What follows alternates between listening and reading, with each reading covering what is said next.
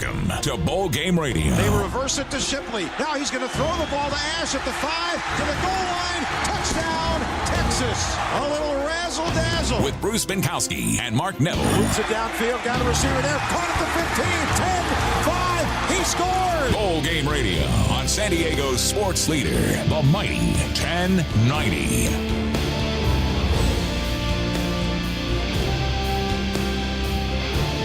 And a happy Wednesday night to you in this beautiful November evening in San Diego, California. I'm Bruce Binkowski, and welcome to Bowl Game Radio. And I'm Mark Neville, and it's hard to believe, Bruce, but we're 50 days away from kickoff to the San Diego County Credit Union Poinsettia Bowl. So we're getting close, and what we'd like to do with Bowl Game Radio is get our listeners behind the scenes on the details as we gear up for bowl season. And I think we have a fun show here tonight, too, Bruce. We are first going to be joined by Ted Tollner, and we're going to talk a little team selection. We're also going to be joined by Jesse Kurtz from the Mountain West Digital Network, get updates from the Mountain West Conference. And before we bring on Ted Tollner, we'd like to remind you to like us on each of our Facebook pages.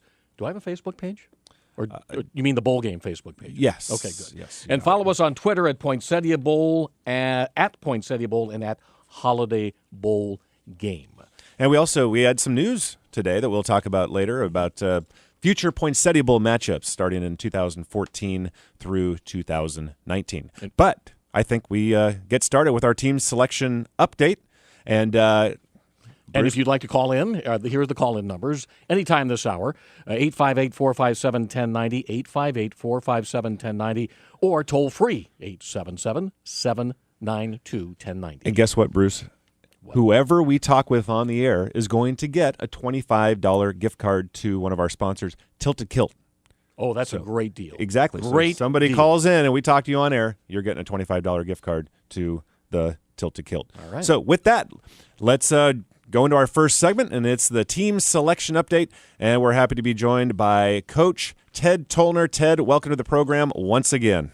Good evening, guys. Month of November, the exciting month in college football. As we just said, 50 days until kickoff for the San Diego County Credit Union Poinsettia Bowl. And, Coach, every game is important in college football during the regular season, but now they really get important as the schools are trying to get bowl eligible or try to win their conference championship and also see who's going to go to what bowl game. So this is a very important time in the college football season. Well, that's really what it is. You want to be in the hunt until you get to November, and then there's going to be matchups and games that are you're supposed to win or you're supposed to lose by the prognosticators. But really, the month of November determines so much because so many teams right now are capable of winning enough to be in key bowl games, and that's the exciting part. When you're a college player, coach, fan, representative of a university, I mean, there's so much that goes on right now, so it makes it so exciting, and it will determine where the bowls are going to be filled. And we have some huge games coming up tomorrow night that will have an impact on the National University Holiday Bowl. Namely, let's talk about the Pac-12 first, and we have a big game tomorrow, Stanford and Oregon. All right, Coach, let's put you on the spot. Who's going to win that one? Oregon. Stanford upset them last year, and Stanford really does a good job. David Shaw is an excellent coach up there, and they've done a phenomenal job. And I think Oregon's, I think, a better team right now, and they got whipped last year, so they're not going to let that happen again. So, my guess is that Oregon will win it. So that would give Stanford its second loss if things play out as we think they would play out, and they end up with their 2 losses on the season. Do you think the Pac-12 will still get 2 teams into the BCS? Well, we've talked about that at our meetings. I would say no. What do I know? I mean, the voters and the guys that decide that, but I don't think so. I think if they have 2 losses, and if that happens, they could get to 3 losses is the problem because they still play some other good teams. I mean, besides the game coming up. And we're assuming that Oregon's going to win the Pac-12 championship game. Yeah, and there's a lot of assuming going on, but you have to go by what's happened to this point, and I just think it'll be difficult for them to get in at 10-2. But I know Bruce, you have said at the meetings that there's a chance there, and so you're in the loop of that more than I am right now. Well, there is a chance, but as you look at this puzzle, and it is a huge puzzle because there are so many what ifs. So let's say, for example, Oregon beats Stanford. So Oregon wins the division, the North Division, and Arizona State wins the South. However, if Arizona State upsets Oregon in the Pac-12 championship game, Arizona State automatically goes to the BCS or to the Rose Bowl. Probably the Rose Bowl, right? And then Oregon has an opportunity to go somewhere else because they only have one loss. So if that happens, then Stanford is sitting out there possibly coming to the National University Holiday Bowl. It could happen that way. Well, there are so many good universities that are potentials for us right now, no matter what scenario we take. Who beats who? I mean, you look at Stanford as a possibility, Arizona State, USC, Oregon State, UCLA. Those are all schools that are still in our hunt that, depending on how they finish here, they could have 8 or 9 wins, any of those, and even up to 10. And remember, for our listeners, the National University Holiday Bowl gets the second selection after the playoffs. So, for example, if Oregon and Stanford go up, as an example, then the Alamo Bowl picks, and then the National University Holiday Bowl. So we're still going to get... The Pac-12 is so good this year. strong. I mean, they have 7 teams right now getting votes for the top 25 in the coaches poll. So the conference is really tough. It really is. I mean, there's so many teams that are going to be bowl eligible that are quality teams. And and they want to come to our place. I mean, the reputation of the Holiday Bowl, and I say this as a coach, or an ex-coach, not a member of the committee, and with you guys, that the reputation, if you don't get to a BCS game, believe it or not, the coaches I know, and I know a lot of them that have been BCS representatives, and their teams, they want to come to our place. So, I mean, we're going to get a quality teams in any place because San Diego does such a great job with the bowl games. We're talking with Coach Ted Tollner and a little bit about the team selection update. So we're going to put you on the spot again, Coach. We talked about the big Oregon-Stanford game. Well, now in the Big 12, they got a game that is just as big. They got Baylor, undefeated, and Oklahoma. How do you see that one? That's tomorrow night, isn't it? Is that tomorrow night? Both of them. Both. A huge night of football. It's a great Thursday night of football. I got in trouble the other day at our meetings because I said I thought Oklahoma had a chance to upset them, but there was a member or two of our selection committee who didn't like that, but it'll be fun to see what happens. Well, that's going to be a great game. Baylor is so strong offensively, but Oklahoma is no pushover, so you think that Oklahoma could upset Baylor in Waco? I think that it'll be tough, but I think they have speed to match with them. And I know they didn't play well and Texas beat them, but Texas has that kind of speed. I mean, they've had little blips in their record, but Oklahoma has enough ability to match up and beat Baylor. Now, whether that happens in Waco, that'll be a tough chore. That's why the odds makers have such a point spread there. But I think Oklahoma matches up well enough, and speed will kill you if you don't have it to match up, and I think they can match up there. I think it'll be really interesting to see how Oklahoma's defense is able to handle Baylor's offense. I mean, you look at the amount of points that Baylor's scoring, 69, 70, 70, 73, 35, 71, 59. If you're a defensive coordinator, that's got to make you a little nervous. Oh, there's no question about it. But Kansas State held them to 35, and Bill Snyder does a great job at K-State. And they're a team, I think, that's going to come on and finish very strong.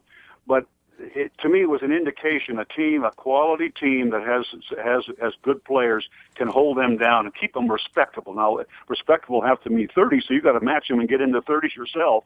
But I don't think it's going to be one of those 60, 70 games. Now, Ted, when I started in the bowl business 35 years ago, and you were in the college coaching business even before then, the interesting thing is it always used to be just Saturdays. You know, Saturday is the day you'd look forward to college football. That was it.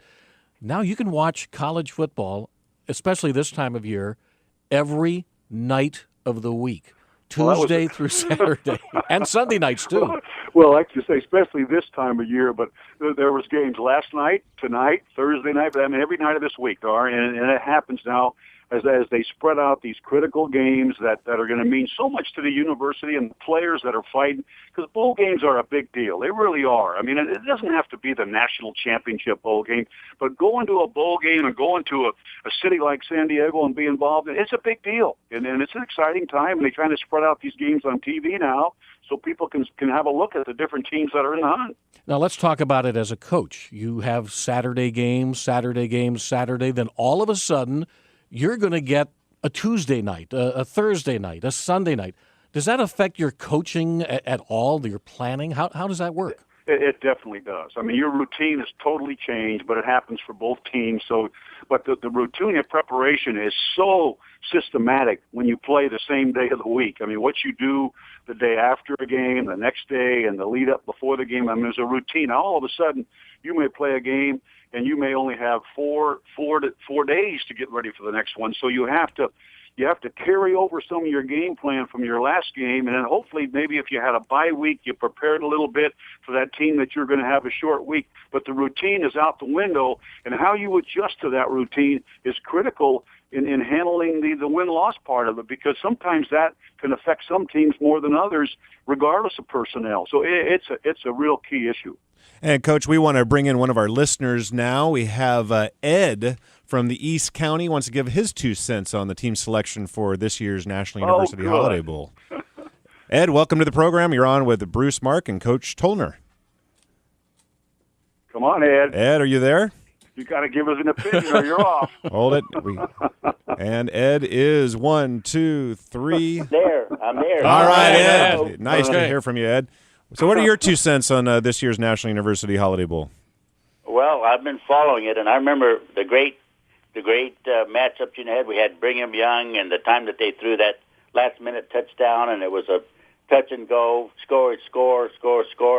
Really exciting. I remember when University of Texas and Oregon played, and Oregon had got the lead by 10 points, and Texas came back and won that game. It was one of the most exciting games of all the bowls.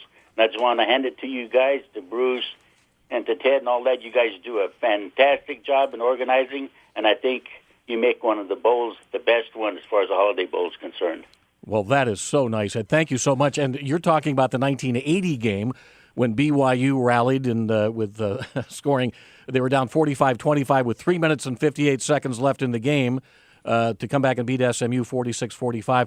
And, Mark, since you're younger than us, the Oregon-Texas game, what year was that? That was 2000. It was that was Joey Harrington. He caught a pass. Right. He caught a touchdown pass, rushed for a touchdown pass, and threw for a touchdown pass. That got him into our Hall of Fame. Ed, thanks for calling in, and stick around because we want to get your address. We're sending you a $25 gift card to Tilted Tilt. Fantastic. Thank you, guys. All right. Good work. Thank you, Ed.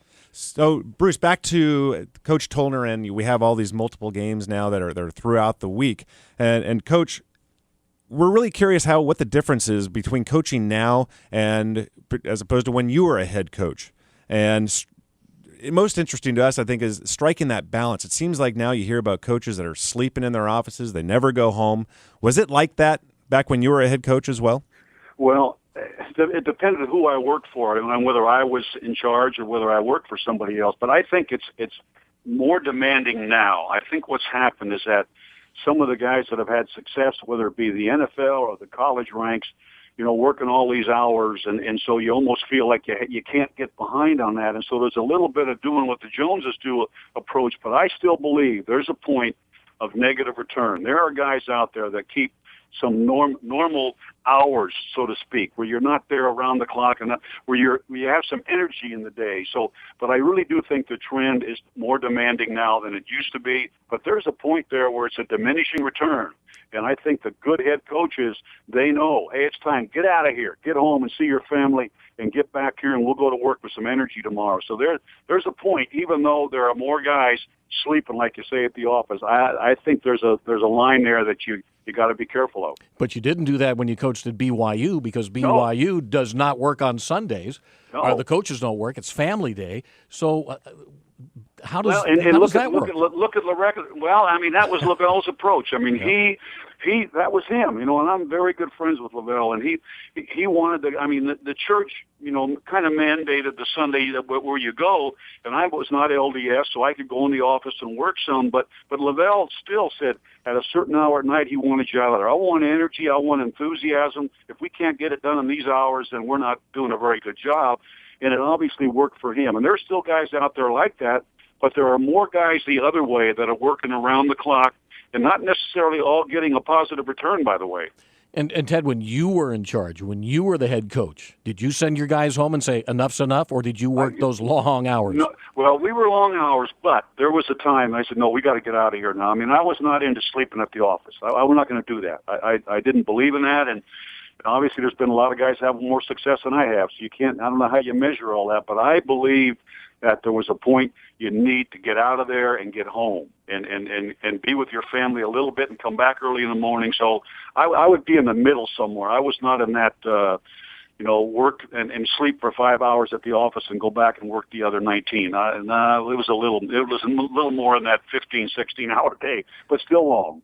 Hey, Coach, thanks again so much for joining us, not only for your team selection expertise, but also for a little what it's like to be a head coach, a college football head coach, and we really appreciate it. Well, I enjoy it, guys, and it's a lot of fun watching all these teams battle now for bowl spots, and I know that they'll be eager to want to come to ours because of what's happened over the years here.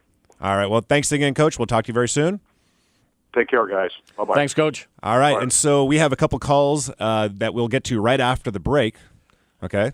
So with that, we're going to come back right after these moments, And we were talking to Ted Tollner about the National University Holiday Bowl. We didn't talk about the San Diego County Credit Union Poinsettia Bowl, but we were talking about the Holiday Bowl. And while we're on that subject, don't forget, the Holiday Bowl is Monday, December the 30th, 7:15 kickoff, Pac-12, Big 12, and go to holidaybowl.com to order your tickets. It's a great night of college football. And when we come back, we'll be talking about the big news today for the San Diego County Credit Union Poinsettia Bowl. And we'll be taking your calls. You're listening to Bowl Game Radio on the San Diego Bowl Game Media Network and the Mighty 1090.